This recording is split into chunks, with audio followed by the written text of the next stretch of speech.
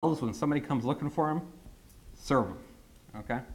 So we just host all of the things that we need to load over HTTPS in the Empire server. And so what I've done is I've modified the setup file for Empire to download and insert these files into the correct locations when you set up Empire, okay? All right, so that takes all of our, so we've got the standard library fixed, our Python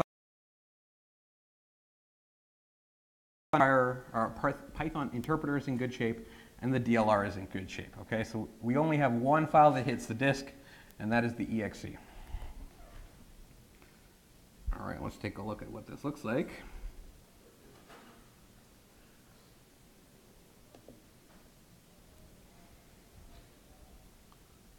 So we've got the Empire listener starting up. We've got a folder with an 8 kilobyte exe. We launch it. It pulls down the standard library, or it pulls down the DLLs, it pulls down the standard library, and then, I can't see it, it's at an angle, but the green text shows that we have a shell, okay? So, execution of a Python Empire stager on a Windows host, okay? We also have modules, okay? So I wrote a mini dump module that basically takes arbitrary processes and dumps memory for them when you have the permissions to do so, okay? And I borrowed this code from a guy named, I think it's a guy, Skelsek, who is writing a pure Python implementation of Mimikatz, which has me very interested. But they wrote a mini dump library that was perfect for what I needed. I had to backport it to Python 2.7 because IronPython's Python 3 support is not great yet. But the other thing I had to fix was, so this library does a very traditional C, low-level Windows API implementation of getting debug privileges. So it involves modifying or getting your process token and modifying it to be this and blah, blah, blah, blah, blah, right?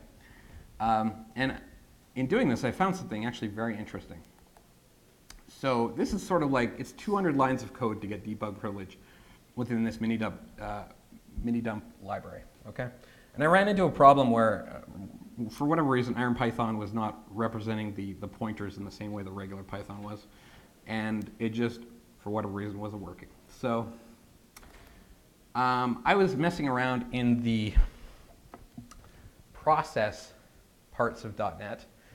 And one of the things you can do in Python that is really good is you can run dir bracket an object bracket, or you can just do dir bracket bracket for where you currently are. And it will show you all of the things that you can do right now, okay? And I looked through here, and there is this one thing in here called enter debug mode. I was like, enter debug mode? Man, that sounds cool. I want to do that. And I was like, thank you, Microsoft. And so I looked it up on MSDN, and process.enter-debug mode, okay? Puts a process component in a state to interact with operating system processes that run in a special mode by enabling the native property SE-debug privilege, okay? I was like, yeah, that sounds like what I want to do exactly, okay? And so I spun up Process Explorer and looked at the privileges that the current process that I have, this IronPython console has, and we see SE-debug privilege disabled, okay? And then we say, okay, open up the process library, get the current process and shove it into a variable A, and then run enter debug mode on it. And sure enough, SE debug privilege, okay? So you can, in 3 lines of code, whether you're in PowerShell or C# or whatever, you can get debug privilege in a way that is not so masochistic. So just a little tip for you.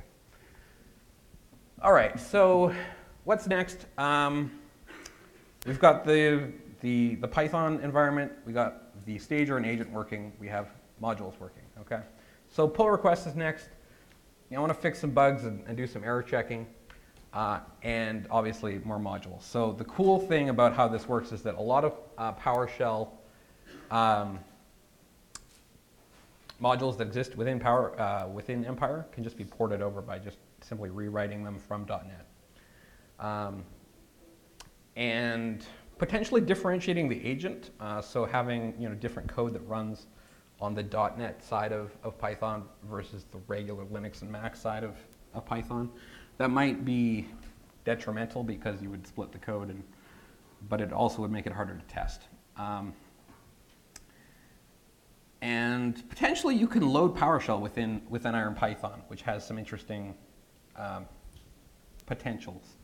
But it does seem like there are some restrictions on how crazy you can get with PowerShell based on my testing, and potentially other assemblies. So the last thing that I wanted to talk about is something that I really wanted to get working for this talk, but I wasn't able to get. And that is Mono. So Mono is essentially an open source implementation of .NET, okay? And you might think, why do I care about that?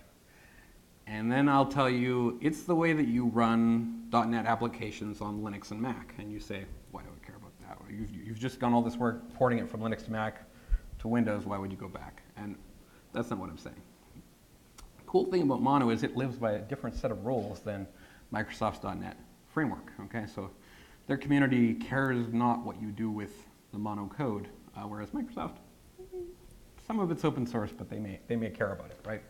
So within Mono, there is a little script called make bundle, okay? And here's what make bundle does. Mono can turn .NET applications into self-contained executables that do not rely on Mono being installed or any other .NET framework, okay? So what that means is, let's say you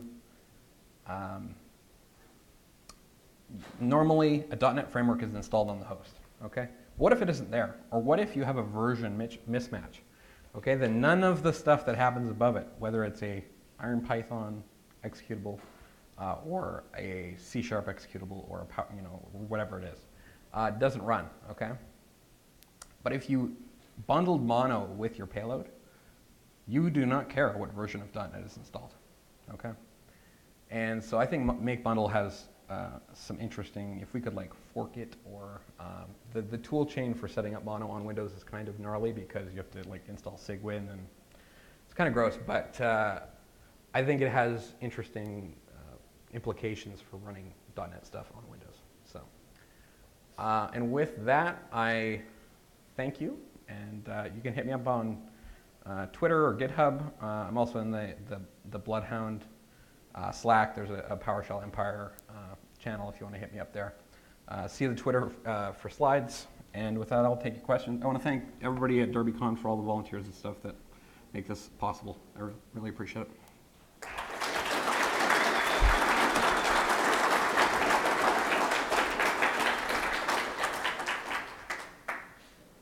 Yeah, question.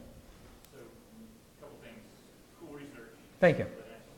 How did you try with make bundle? Is that just a ginormous XC to pull that all in? So the question is, why doesn't make bundle work right now? So the reason is that I tried to get it working on Linux and I tried to get it working on Windows, and there were 2 showstopper bugs that prevented it from working on each platform.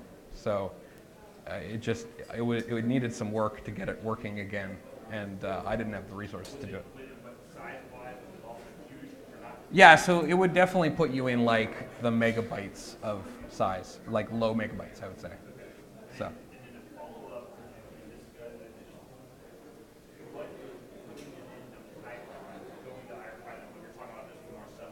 Yeah.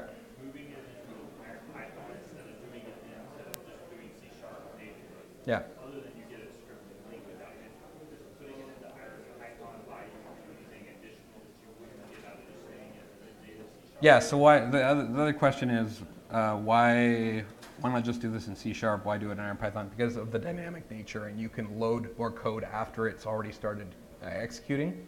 And the other thing is that it just looks weird. Like, tools understand C#. It's not clear that tools that are detective controls understand IronPython at this point. So, yeah. Yeah, exactly. It's like, people understand PowerShell. They're getting to understand C#. This is another language that they probably don't understand. So. Any other questions? Thank you all. See me after if you have any other questions. Yeah. Any possibilities about testing PowerShell for Linux for IronPython? Because I know PowerShell for Linux uses .core Right. instead of .NET Framework. Has there been any type of testing to be able to run the same type of scripts execution for .core? Yeah, so you can run IronPython really easily on Linux. It's just, I don't know why you would in this case, but it is possible.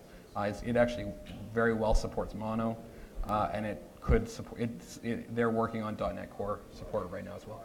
So yeah. Yeah, I was just curious because I was looking at doing some more development for it, trying to get an understanding of it.